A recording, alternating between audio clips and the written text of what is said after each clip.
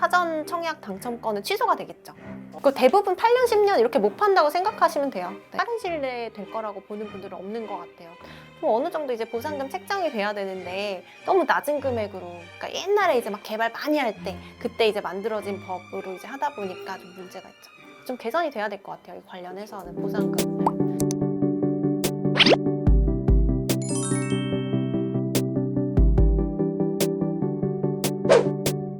안녕하세요. 법무법인 정혜한 김예린 변호사입니다. 자, 사전 청약에 당첨되면 그곳으로 바로 내 집 마련이 가능한가요? 근데 일단 당첨되시면 어쨌든 뭐 별다른 사정 없으면은 입주하시는 거는 맞죠. 그런데 이제 이게 사전 청약이 되신 당첨 요건 있잖아요. 예를 들어 무주택 요건이라던가 뭐 청약 통장 요건이라던가 이런 것들은 이제 그 본청약 할 때까지 유지를 하셔야 되거든요. 이게 사전 청약은 공하고 본청약 받기 때문에 사실 사전 청약이랑 본청약은 굉장히 기간이 많이 이제 4, 5년 걸릴 수가 있어요. 그래서 그 기간을 잘 유지를 하셔야 되는 거죠. 예를 들어서 인천계약 같은 경우는 올해 7월에 하는데 그러면 입주는 언제? 입주는 사실 알 수가 없어요. 왜냐하면 착공까지 이루어져야 되니까. 근데 예를 들어서 뭐 이게 보통 택지 개발로 이루어지다 보니까 그러면 그 구역에 있는 뭐 보상이 어쨌든 다 이루어져야지 어느 정도 철거하고 이제 시작할 수가 있잖아요. 그렇기 때문에 뭐 지구 지정이나 지구 계획까지는 좀 빠르다고 하더라도 그 이후에 이제 보상이 얼마나 빨리 이루어지느냐, 주민과의 갈등을 얼마나 빨리 풀 수 있느냐에 따라서 사업 속도는 좀 달라질 것 같아요. 사전 청약에 당첨된 곳에 문화재 발굴 등 사업 지원이 될 만한 사항이 발생했다면 청약 당첨권을 잃게 되는 것인가요? 극단적으로는 잃게 될 수도 있겠죠. 왜냐하면 문화재 발굴이나 이런 게 이루어졌는데 너무 이제 문화재가 너무 보존의 가치가 중요하다라고 하면 지구 지정 자체가 취하될 수가 있는 거예요. 그렇게 되면은 당연히 이제 사전 청약도 당첨이 뭐 취소될 수가 있겠죠.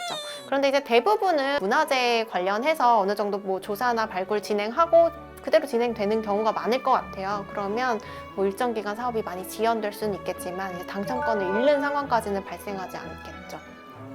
건설이 들어갈 때 문화재 조사 절차? 이런 것도 좀 설명을 해주시면 좋을 것 같아요. 이게 저도 사실 문화재 이제 뭐 조사 전문적으로 하는 사람이 아니니까 잘 모르긴 하는데 대략적인 조사로 이제 지표 조사 그냥 간단하게 보는 거죠. 그리고 이제 뭐 표본 같은 것들 이제 보는 데만 한 1년 걸리고 그다음에 이제 정밀 조사라고 할 수 있는 문화재 조사가 기간이 있거든요. 그렇게 되면 한 그 부분에서만 2, 3년 지연이 될 수가 있는 거죠. 지금 저희가 경복궁을 매달 보고 있지만 저게 지금 몇십 년째 하고 있는 네. 거거든요. 그쵸. 실제로 그리고 하남교산에서는 거기가 뭐 백제 왕궁 터였다 그래요. 그래가지고 굉장히 많은 문화재가 있을 수가 있다고. 근데 이게 미리 알 수가 없으니까. 언제 될지 모르겠어요. GTX A도 그 모양인데 네. 지금 파면 거의 화석 나오지 않을까요? 사전 청약 당첨 후 사전 청약 여러 번 신청이 되나요? 왜냐면 사전 청약 하시고 사전 청약은 안 되는데 일반 청약은 가능하세요. 다만 일반 청약 당첨되면 사전 청약 당첨권은 취소가 되겠죠. 토지 수용이 마무리되지 않은 상태에서 사전 청약을 하고 있는데 당첨이 되더라도 입주가 이루어질 수 있을까요? 이게 토지 보상이라는 거는 사실 공익사업법이 있거든요. 우리 그 공익사업법에 따라서 이제 일정한 조건을 갖추면 절차에 따라서 하면 그 무조건 강제 수용할 수 있는 방법은 있어요. 그렇기 때문에 아예 안 될 가능성은 거의 없어요. 그런데 이제 무조건 강제 수용이 답은 아니니까 이제 주민 간에 좀 이제 갈등이라던가 이런 것들을 좀 원활하게 뭐 해결을 해가면서 하려면 사업은 또 지연될 수밖에 없죠. 반대하시는 분이 너무 많거나 아니면은 뭐 보상 대상이 너무 많거나 이런 경우에는 아무래도 지연될 수밖에 없죠. 그리고 이게 시세 보상이 아니에요. 토지 보상은 어쨌든 사업 인정 고시를 기준으로 한 뭐 개발 이익이 배제된 금액이다 보니까 보상금에 불만이 없으실 수가 없어요. 네, 그렇기 때문에 아무래도 뭐 너무 이제 금액이 낮게 책정된 데는 강경하게 대응하시기도 하고 그러죠.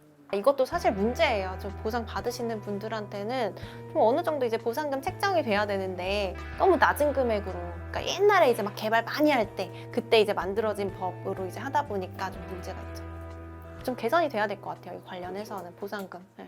의무거주 기간, 전매 제한 기간, 당첨되고 팔 수 있냐? 좀 설명을 좀 부탁드려도 될까요? 이번에 이제 국토교통부에서 발표했을 때는 어쨌든 주변 시세의 뭐 70% 정도 수준으로 지금 뭐 공급을 하겠다고 해요. 분양가를 정해서. 그렇게 되면 이제 무조건 3년에서 5년은 거주를 하셔야 되는 거죠. 그렇고 이제 소유권 이전 등기 넘어오고 나서도 이제 5년에서 10년은 못 판다고 생각하시면 돼요. 당첨되고 팔 수 있느냐도 한 10년까지는 못 파는 거죠? 그 대부분 8년, 10년 이렇게 못 판다고 생각하시면 돼요. 네. 여기서 뭐 이득을 얻을 수 있는 분들이 없을 거네요. 네, 아까 시세의 7, 80% 수준이잖아요. 이게 나중에 이제 갔을 때 분양가가 얼마 정도 나온 거냐를 많이 궁금해 하시는데 어떻게 될 것 같으세요? 이게 언제 어느 시점에 이제 공급이 이루어지느냐에 따라서 굉장히 달라질 것 같기는 해요. 무조건 이제 시세가 뭐 많이 올라가 버리면 공급가도 당연히 7, 80% 수준이라고 하더라도 올라갈 수밖에 없기는 하잖아요. 그렇기 때문에 사전 청약으로부터 본 청약까지 얼마나 걸릴 것인가가 관건인데 빠른 시일 내에 될 거라고 보는 분들은 없는 것 같아요. 그래서 그때 되면 실제로 그러니까 시세의 7, 80% 수준이라고 하더라도 평당 분양가는 좀 높을 수가 있겠죠.